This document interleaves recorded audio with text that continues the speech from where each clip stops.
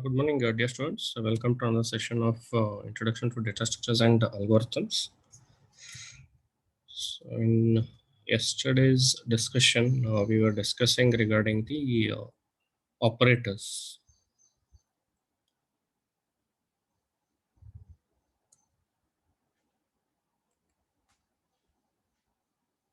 So we discussed regarding arithmetic operators, assignment operators, then bitwise operators, and increment and decrement operators. Then we moved ahead and discussed regarding what are the logical operators, relational operators, and the special operators. So we discussed regarding these aspects. And we discussed regarding what is meant by conditional operator, which is the only ternary operator which is available in C programming. So based on the conditional expression, if it is true, expression 1 is evaluated and utilized, and if conditional expression is false, expression 2 will be evaluated and utilized. So that is what we had discussed, and we discussed regarding the precedence of the operators. So these things we have discussed in yesterday's session. So next one, we have write a program to accept two complex numbers and find their sum. So that is what we'll be looking forward in this session.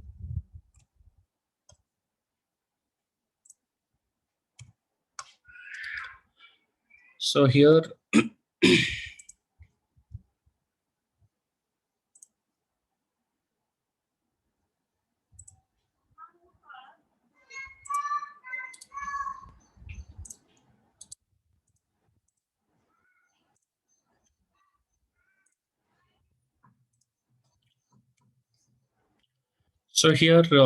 so prior to starting any of the program, first we should include all the header files which will be utilized in this program. So in this program, we'll be utilizing the standard.io.h, conio.h, then math.h.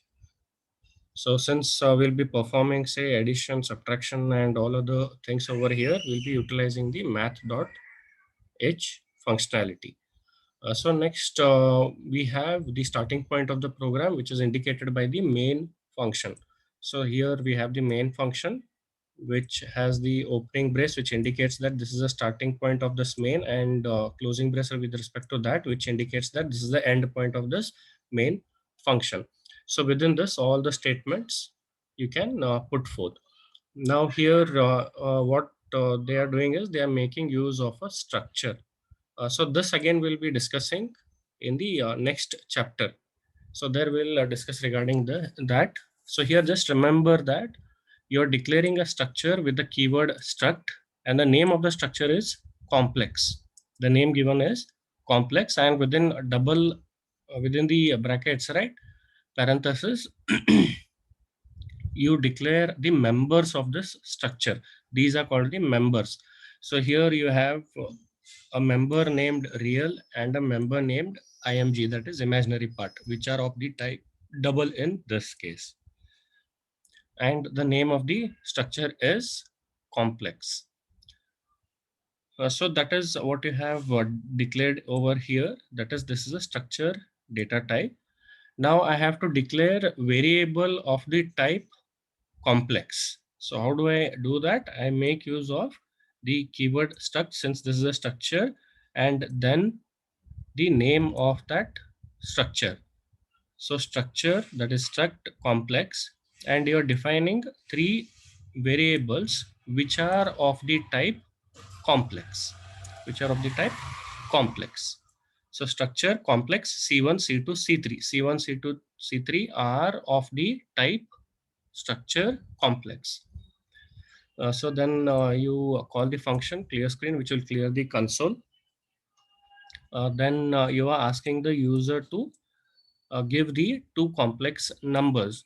So you are separately asking them a real part number here, wherein what you'll be doing is you'll be storing the real part in one of these numbers. Say for example, if you're storing it in C1, so if I have to store the real part in this part, then how do I access that member? I access that member with a dot operator. So name of this variable c1 dot real, c1 dot real. So if I have to store something, I can refer to this member using the name of that data what you have given, and with the dot operator you access the member. So similarly I can have c1 dot imaginary. So this is how you access the member of a structure. So here the same thing has been done. When you enter the numbers, you are asking for real part of the first number. So the user, when he enters the real part of the first number, you are storing it in what? C1 dot real. That is in a real part of this C1 information. Similarly, you take the imaginary part of the first number. So in this case, you use C1 dot imaginary. So in scanf, this is how you read the data from the console, that is from the input device. So next again, you ask for the real part of the second number. So C2 dot real, that is this one, C2 dot real, and next you accept the imaginary part, that is C2 dot imaginary. So here you have to add these two complex numbers. So real part, whenever you have any numbers, right? So suppose you have a plus jb, and you want to add it to c plus jd.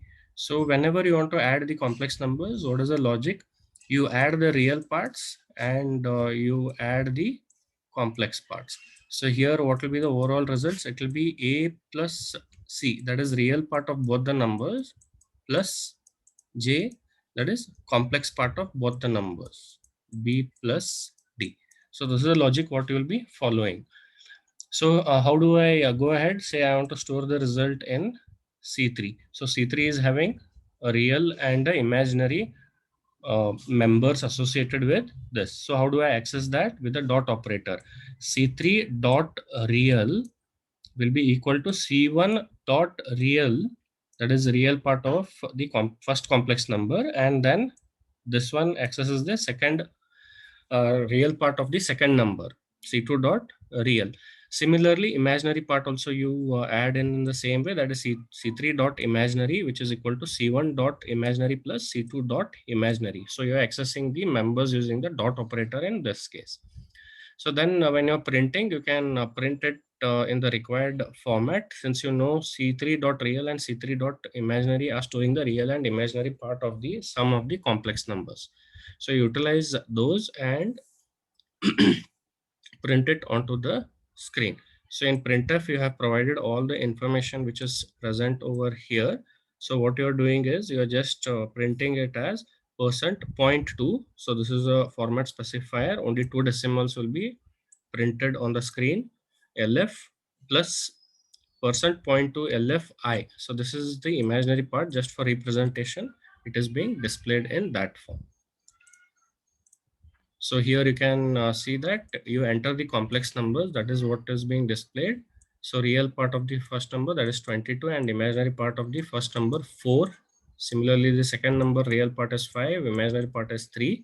So when you're printing, what you're doing is point to LF. So therefore, what will be printed? 22.00. Even though if it is an integer, since you are specifying the format over here, right? That is, it is of the type float, and only two decimal places should be considered. So that is what you are doing over here. So here 22.00 plus in bracket %.2 LFI. So what is that? 4.00 I. Similarly, second number is also printed, and the overall result is also printed based on how you have specified this. So here in what sequence you have taken, you can provide those information. So why the first number gets printed? Because here the first one is C1 dot real. This will be associated to this part. Next one, C1 dot imaginary. This will be associated to the next specifier. So similarly, rest all.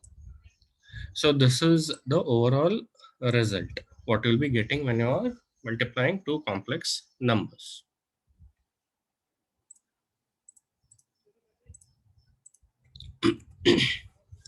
So this is for the first part of this module. So we'll look forward for the next part.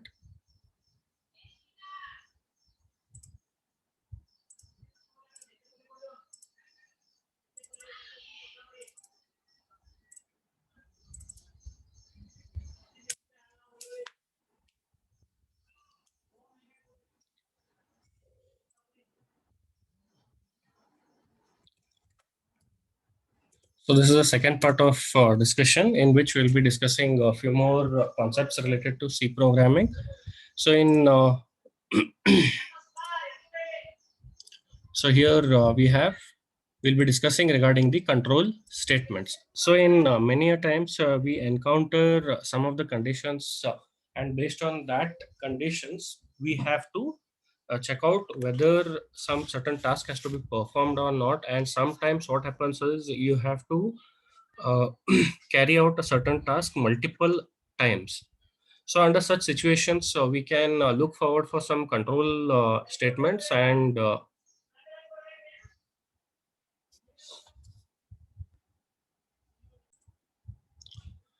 so in this session, we'll be discussing regarding the control statements. So what are the control statements? So we have the decision making statements, which will be classified as if else, and switch statements. So we will be making use of all these keywords, and we'll be trying to make some decisions. Then we have the looping statements, in which we use for, while, and do while statements. So next, let us start discussion with each of this. So first one, we have the if statement. We have the if statement. So how is the if statement syntax given? So if is a keyword. If is a keyword. If then you put up within the brackets, within the brackets, you have to put the expression whichever you want to check out. Say yesterday we had seen the relational operators, then so many other operators, logical operators. So we can make use of those along with the variables, constants, and try to see whether a condition is satisfied or not. Say for example, I want to check the temperature of the room. I want to see if the temperature is greater than 30 degrees, then switch on the fan, or else switch off the fan. So something in this form I want to perform some task. So in that case, so what I do is I write if, say I take some variable temperature, if temperature greater than 30. So if this condition is true, if this expression is true, then the statements within these blocks will be executed. Within these blocks will be executed. That is, within the parenthesis what you are specifying will be executed. Or else these statements will not be executed if the expression leads to false. If the expression leads to false, the statement won't be, these statements will not be executed. Now here, one thing to remember is majority of the times, many of you, what you because of the habitual this thing, what you do is after every statement you have a semicolon.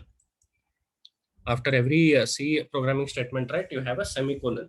Majority of you tend to do this mistake. So what you do is see that you don't put a semicolon over here. If you put a semicolon over here, what happens is this gives an indication that this statement is alone present. Only this part will be executed, but what happens is these statements will be executed no matter what. Whether the expression is true or false, that is not bothered. If you terminate it, that is one problem. And suppose if I have something in this form, I have the expression over here, and what I do is I don't put braces. I write the statement 1, statement 2, 3, so on. Now in this case, what happens is if you don't put braces, this is actually treated as one entire block which is falling under the if statement. If statement. Now suppose if you don't put this, you have forgotten, you haven't put it. So what happens is, and there is no space. I'm assuming that there is no space over here. If statement is followed with statement 1, statement 2, and so on. So here what happens is whatever statement follows immediately after this statement will be only part of this if statement. If this is not there, only statement 1 will be its part. Only statement 1 will be its part. Remaining statements won't be its part. So only statement 1 will be executed based on the expression, but remaining statements will be executed without considering this. So these are a few minor mistakes what students tend to do. So when you're dealing with C programming, this is one thing what you can remember. Even for loop and while loop, right? When you write the for loop, if you terminate, so this considers that there is no statement further for the for loop. So whatever is there, it will be executed only in this part and then it will end off. And if you, for loop, if there are multiple statements, you have to use braces. If there is only one statement, no need to use braces. You can use the braces, but say only one statement is there. So you can put it in brace, or what you can do is you can write the for statement and you can put the statement 1. So this is how it goes around even for the looping constructs and the decision making constructs. So this is if syntax. You can have only the if statement present in C programming. There is no necessity for putting up the else statement. It is not hard and fast that else has to be there. Nothing as such. But remember, we cannot have only else statement. If else has to be there, then if has to be compulsorily there. So if statement alone, it is permitted. If statement, multiple if statements also you can have. After this, again, if you want, you can put if statement. Again, if you want, you can put the if statements. So all this is permitted in C programming. And if statement within a if statement, that is here, if I want to check another condition, if, so I can put that also. The rules remain the same. And based on the condition, the statements 1 to n will be executed or not executed.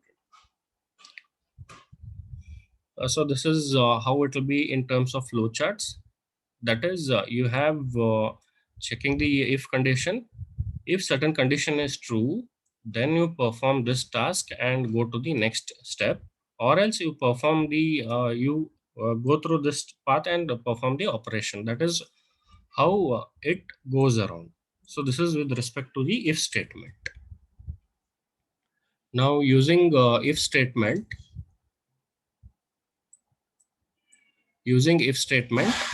find out if the given number is a positive or a negative number. So here what you're doing is you try to check out whether the given number is positive or not. So if a number is positive, it is greater than 0, that is greater than equal to 0, or else it will be less than 0. If that is the case, then you have a positive and a negative number respectively. So here again, include the header files, whichever is required. Then you start off with the main function. You declare whatever parameters are required. So here int num, that is you have to consider a data type which is of integer. You clear the console, then you print, you use printf function to seek the values from the user. Enter an integer value. So here what we have, scanf %d ampersand num. So what you're doing is whatever user is entering the integer will be stored in this variable num. It will be stored in this variable num. Now what we do is, if number is greater than 0, if in double brackets number is greater than 0, here you can see that you haven't put the braces. So why you are doing that is, since if statement, if block contains only one statement, if block contains only one statement, so you can perform this task. Even if you put braces also, it is not a problem. Even if it is just containing one statement, it is not a problem.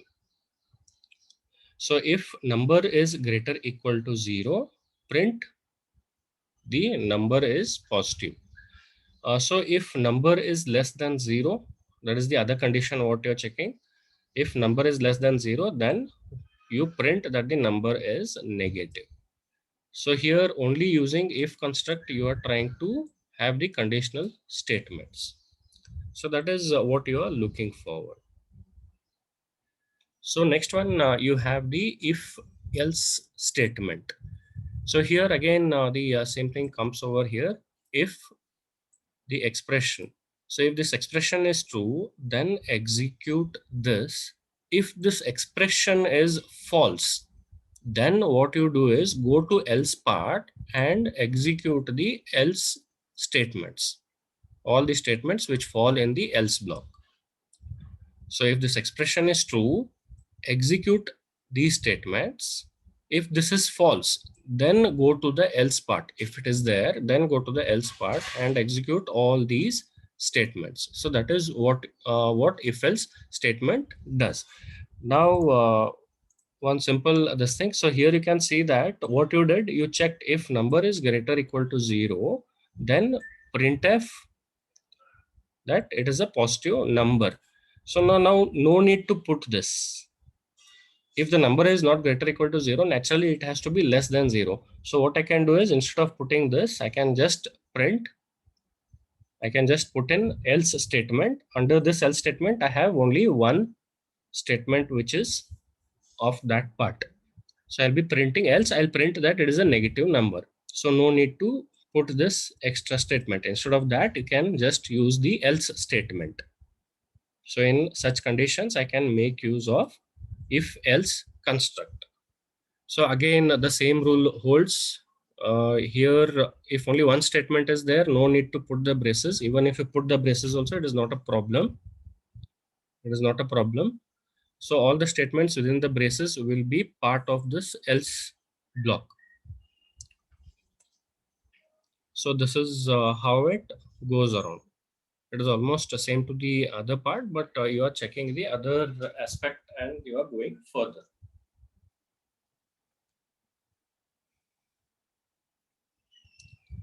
So anyways, I had discussed that in the previous listing. Here you're checking if number is greater equal to 0, then print it's positive. If it is not greater equal to 0, then it is naturally that it is less than 0 and it is a negative number. Else you print it as a negative number. That is what you are checking out here.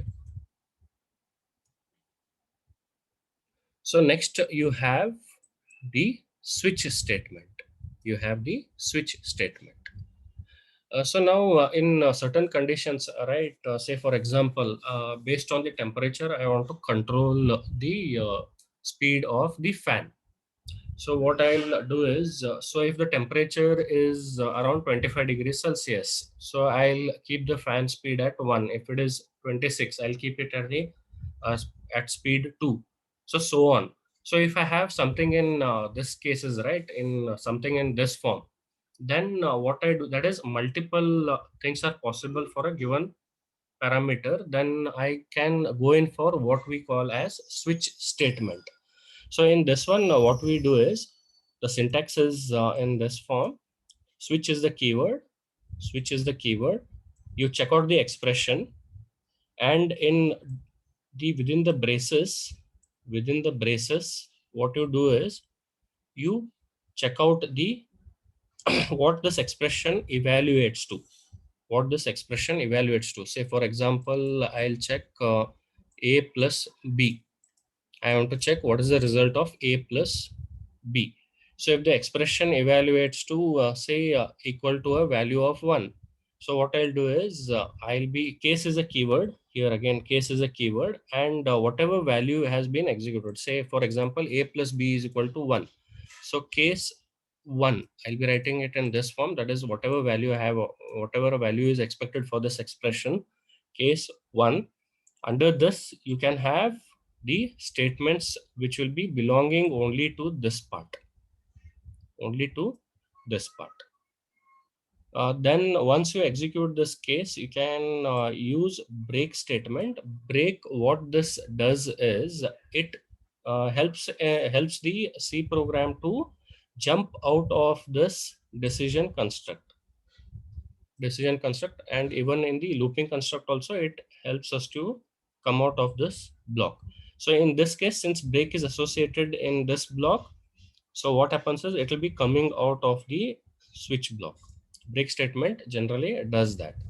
So suppose if the expression evaluates to 2, So what I can do is I can here, if expression evaluates to 2, this part won't be executed in that case. Say for I'll just consider that case 2, that is the value 2 will be present over here. So this part gets executed. This part gets executed. So similarly, based on which all conditions, that is what all this expression leads to, based on that, the particular case statement will be executed.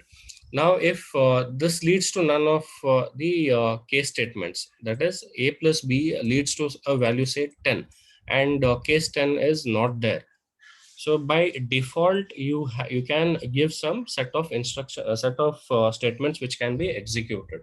So by default, this is what you can execute. By default, execute this part. So that is what happens in these cases.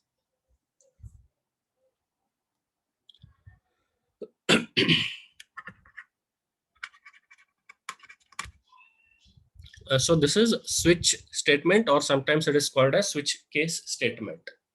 Switch case statement. So that is what you are looking out for in switch statement. So this is how it goes around. If you have a switch expression, if the expression evaluates to value 1, then these blocks will be executed. Say that is, it is relevant to case value 1 block statements, and it will go out of this switch decision box, and it will go and execute the next statement which is available. So similarly, if it evaluates to value 2, if expression evaluates to value 2, the set of block 2 will be executed. So similarly, in all will be checked out. If none of the expression, if the expression does not fall within any of these case statements, then by default, the default block or the default statements will be executed. So this is what will be happening in switch statement or switch case statements. So here we have using a switch statement, write a program to count the frequency of individual digits in a number. Individual digits in a number. Count the frequency of individual digits in a number. So here, so since you have to count the frequency of a digit in a given number, say you have any number, say you have like 1 2 1 1 something in this form. So you have to count how many times 1 occurs, how many times 2 occurs, how many times 10 occurs, so on. So that is what you are trying to digits in a number, that is what you're trying to obtain in this case. So again, first include the header files, then start off with the main function, declare the variables which are required. So in this case, number 1 and number 2 are the integer data types which will be required. And next you have a temporary variable declared, d1, d2, d3 up to d0 has been specified. So if you're taking decimal numbers 1 2, that is from 0 to 9, so you have to keep a count of that. So in this statement, what is done, they are initialized to 0 initially. All these values are initialized to 0, indicating that there are no numbers of 1 2 up to 9 and 0. So that is, you're initializing them to 0 at the starting point. Then you ask for the number from the user. So when he enters the number, you store it in the variable num1. So now you are just keeping a copy of this number 1 and the other variable, that is num2, which is declared. So now what you're doing is, if the number is not equal to 0, if the number is not equal to 0, that is what you're checking. So you have to execute all these statements till all the numbers are done. That is what you are trying to check out. So while num1 not equal to 0, while num1 not equal to 0, what you're doing is, in temporary part, you are considering num1 mod 10. So what does this give you? Suppose I have a number in this form. So if I take 12 mod 10, what I'll get this number, that is the least significant bit. So in 10 this thing, I'll be getting this part. In temporary, I'll be getting this first digit. Okay, that is what he is doing over here. Then what you're doing is you are using the switch and temp. So temp is the expression. So in our case, say it is equal to 2. Say it is equal to 2. So in switch statement, what happens is it will check out whether it is case 1. No, it is case, the number is 2. The number is 2. So this part will be executed. So it will be incrementing d2 plus plus. So what was d2 previously? d2 was 0. So now what will be d2? d2 will be equal to 1. So this value will be 1 now. So now it will break, it will execute the break statement. What this break statement will do is it will come out of the block which is associated immediately with it. So break is associated with this switch statements. So what it does is it comes out of this switch statement. So here you have, so it comes out of the switch statement, and what it does is, so this brace which is there, right? This brace is ending here. This is the end of the switch statement. This is the end of the switch statement. So when break is executed, it comes out of the switch statement and it executes this part. It executes this part. That is what this does is num1. What is num1? I had taken it as 12. 12 divided by 10. So this will give you the quotient. So quotient is what? Quotient is 1. This is nothing but this part in our case. This is nothing but this part in our case. So first one we did, second one we are going ahead. So for example, if I take some three numbers. So while you have started, so for the first time you encounter while num is not equal to 0. Yes, number is not equal to 0. You enter in. So what you're doing over here, you're taking temp is equal to num1 mod 10. So you take mod 10 of this one. So when you take mod 10 of this one, you have the remainder, which is 3, which is nothing but this number. So you perform the task, you come and perform this one at the end. This one at the end. So what you're doing is you are taking 123 divided by 10. So what is the quotient for this one? It is 12. That is the next two numbers you are considering. So first units place is done. So next, which all bits are remaining? Another two digits are remaining. So I take those two digits. So num1 is stored with num1 divided by 10. So here what will be the case? I'll be storing the value of 12 over here for 123. So similarly, when I come over here, what is 12 mod 10? It is 2. So 2 is nothing but the next digit of 123. 2 is nothing but the next digit of 123. So again, the statements will be executed, and again you come over here. Again, what to do? 12 divided by 10. So you will be getting quotient 1. So this one is nothing but the last digit in this case. So 1, what is 1 mod 10? It is equal to 1. It is equal to 1. So this one is nothing but this one of this number. So this entire thing will be performed first. So this entire instruction will be executed first, and based on those D2 or D1, they'll be incremented. Now after this, what you're doing is you're just displaying which digit occurs how many times, that you are displaying. So that count is kept in which variable? It is kept in d1, d2, dn, and d0. So these all values, it will be stored. So you are printing those values in these print statements. So that is how it comes around. So here he has taken 88965342. So in this case, when you encounter the first number mod, so this number mod 10 is nothing but it gives you the remainder, that is the last digit. So it goes and increments d2. So once that is done, you come here and divide this number by 10. So when you divide this number by 10, what happens is this part is gone. Only this part is remaining now. Only this part is remaining. So again, still, if you just check what happens, 8896532, is it still not equal to 0?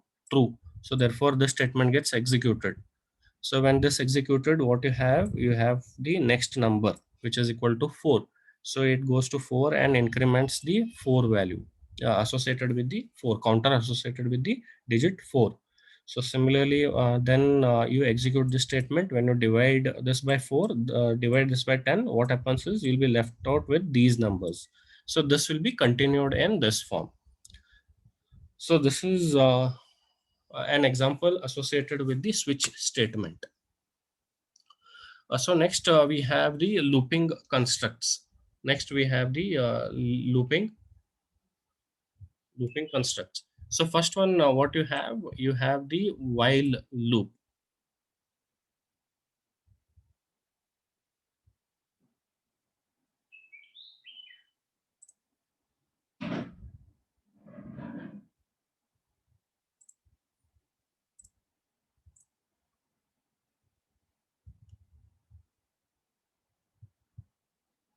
So we have the while loop. So in this one, what we have is this is a looping construct. This is a looping construct. Say, for example, if you want to repeat a set of statements for a number of times depending on some condition. So unless and until certain condition is true, you execute. If it turns out to be false, you stop executing those statements or carry forwarding those statements. So under such cases, we go for looping constructs in which we have for loop, while loop, and do while loop.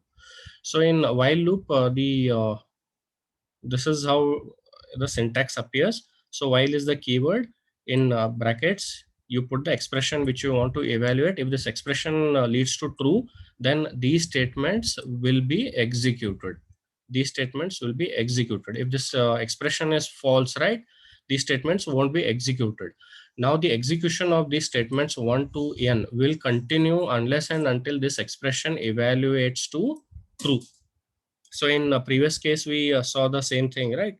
Here you can observe that here we have while num1 not equal to 0. So what you're doing is you're dividing the number. When you divide, you have left with only one digit, and you divide this one by 10. The quotient will be 0. So under this case, what happens is num1, that is at this position, num1 will be equal to 0. So under this condition, what happens is this expression fails. So when this expression fails, all the statements won't be executed during that condition. So unless and until all these digits are over, this loop will be repeated. That is what happens in with while loop. So unless and until the statement is true. So this is how it goes around. So while an expression is true, what you do is you perform certain instructions and then you